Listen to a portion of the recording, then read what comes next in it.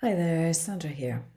Today I'm using Shortcut Slot 6 to show you something which is new to Shortcut Slot but which is very handy if particularly you're making a lot of stickers and you like to cut your stickers out individually rather than leave them on sheets, but at the same time you want to make them easy to peel.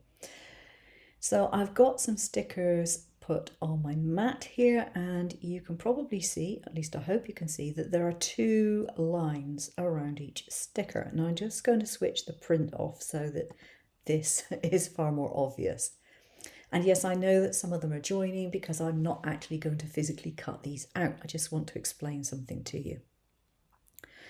So the idea is that we cut the red lines completely through the paper, the backing, the whole lot, and that this black line has a lower pressure and is therefore kiss cut. Basically, kiss cut means to cut through the top layer, leaving your backing layer in place.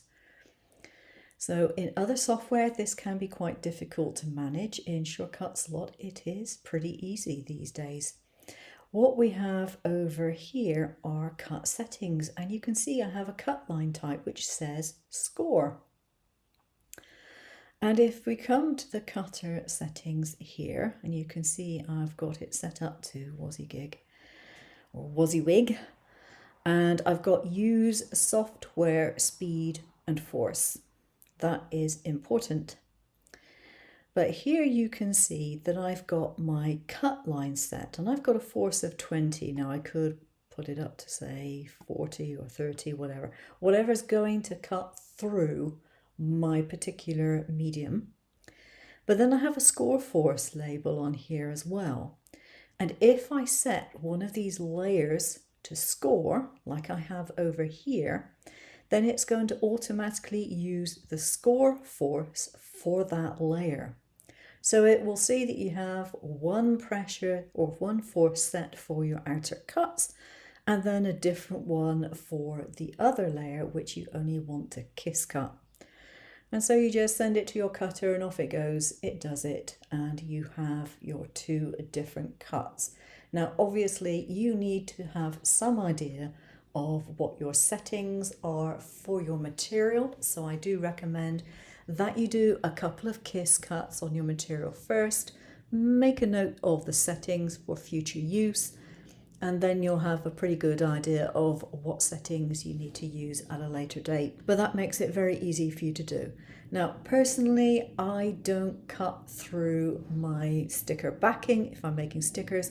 I usually want to leave them all on the sheet and just pick off the sticker. So I don't tend to use it for that.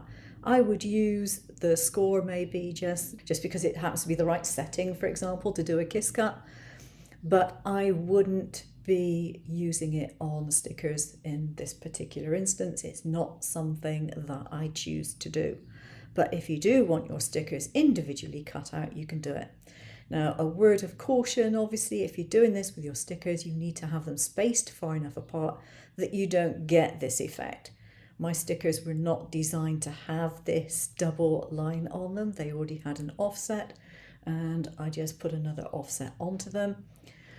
So you do need to make sure your stickers are spaced far enough apart that your lines are not going to collide. Other than that, easy peasy, job done. The most likely thing that I would be doing with Scorelines, and I'm just going to get rid of my print and cut registration marks there, is if I'm making a greeting card, and I would literally just draw my greeting card shape, select that, and give that whatever cut I wanted.